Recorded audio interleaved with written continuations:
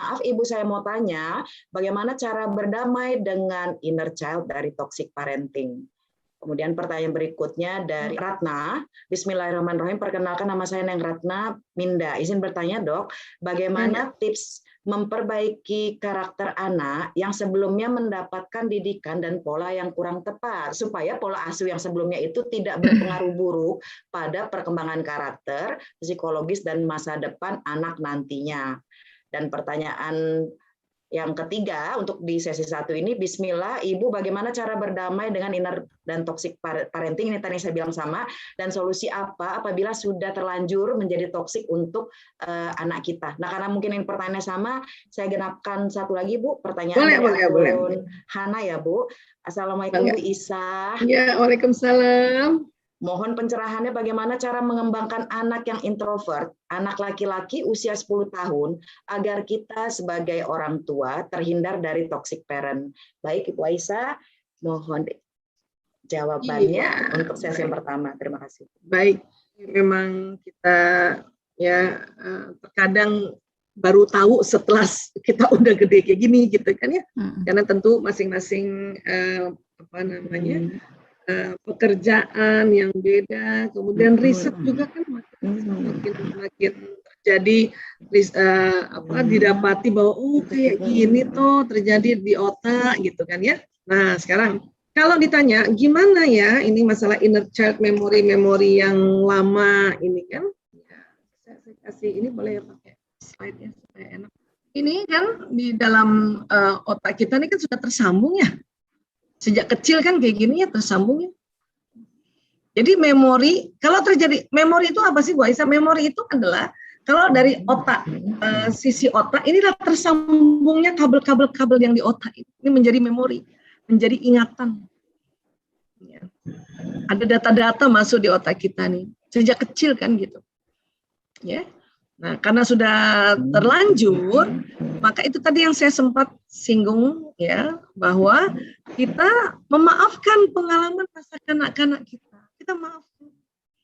Caranya gimana Bu Aisyah? Memang ada cara khusus ya, kalau nanti kita ada training tentang inner child therapy ya. Hanya memang saya sendiri nanti belum sempat buka training lagi nih Bu Shirley. Yang sekarang saya sedang training sampai 2 bulan ke depan ini training watak ya buat ibu-ibu, buat orang tua ya setiap Sabtu sore. Gitu. Nanti baru awal-awal tahun baru training bagaimana ya inner child therapy. Ya. Tapi kan kalau kita mau belajar secara umum masih bisa. Caranya gimana Bu Aisyah? Sebetulnya ya kita harus bersyukur jadi umat Islam. Kenapa? Karena kita sholat tanpa terasa, waktu kita sholat itu, mulai dari takbiratul ihram sampai salam, kan ada ucapan-ucapan yang kita ucapkan kan? Itu menterapi memori kita. Ya, jadi syukur banget ya. Saya kebayang loh kalau kita nih nggak disuruh sholat kayak apa ya? Makanya punten sekali. Mungkin ada orang Islam yang tidak sholat sama sekali, hidupnya kan sebetulnya kacau tuh dia punya otak. Cuman dia tutup-tutupin aja kan gitu. Ya kan?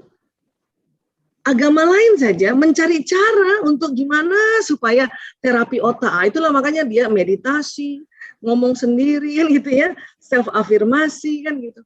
Nah, kita nggak usah nyari-nyari, udah diajarin caranya. Udah diajarin. Kita minta ampun, ya, minta maaf, minta kesehatan, itu sebetulnya. Adapun kalau nanti sudah lewat sholat terus masih ada teringat, nah itu ditambah tekniknya dengan apa? Muhasabah. Jadi teman-teman nih udah tegak sholatnya, sahabat-sahabat sudah tegak sholatnya ya.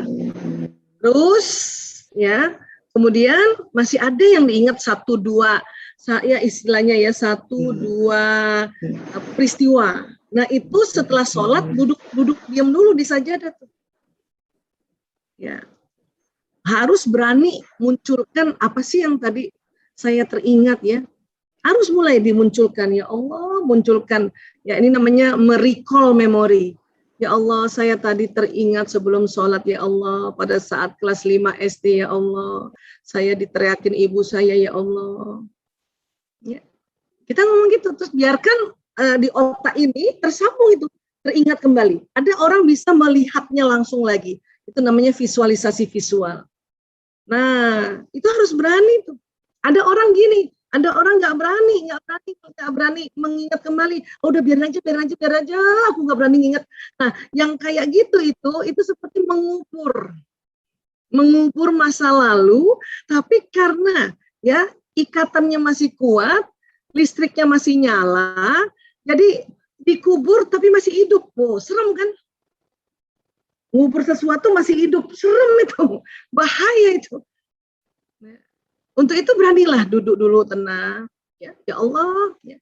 Saya mohon ya Allah, ya, lindungi saya ya Allah. Kita baca ta'awuz, auzubillahi minasyaitonirrajim, auzubillahi minasyaitonirrajim, itu ya. Kemudian kita ingat peristiwa itu. Nah, terus lihat ada siapa aja. Oh, ada diri kita yang kecil. Oh, ada ibuku. Oh, ada omaku, misalnya gitu ya. Itu satu-satu dimaafkan. Satu-satu, mulai dari memaafkan diri sendiri.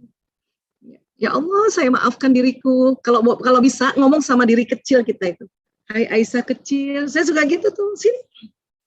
Seolah-olah gitu ya. Karena kan kita boleh muhasabah kayak gitu. Itu teknik Allah ajarkan. Islam udah ajarkan. Cuman memang ilmuwan meneliti bahwa kalau kita namanya self talk atau self healing, itu kita mengakses memori, dan pada saat kita ajak bicara, ada tambahan kabel tuh di situ. Itu ilmuwan meneliti, ya. Jadi kurang lebih gitu. Harus berani.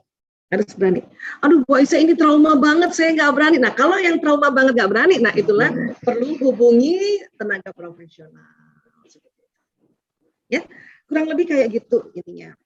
Secara umum bagaimana kita menterapi kita punya inner child. Baik, kita lanjutkan kepada pertanyaan berikutnya, Ibu. Yang berikutnya dari coba seperti ini sudah saking menggulung, dari Ibu dengan nama akun Meliana tadi. Oh ya, tadi satu lagi ya, yang bagaimana yang misalnya anak udah terlanjur gitu ya. Ya itu betul, tadi kita minta maaf sama anak. Panggil dia, yang tadi saya kasih contoh. Nah, ya kalau saya setiap miladnya anak-anak itu panggil mereka berdua aja, jangan depan orang lain. Anak-anak nggak suka dibicarakan depan orang lain. Ya, ada yang kamu ingat? Ya, ada yang kamu ingat nggak, anak? Ya, anak digituin aja. Dia udah maafin kita loh. Ada sih Bu, tapi aku sih udah maafin, gitu ya. Ya itu penting banget kayak gitu ya. Iya.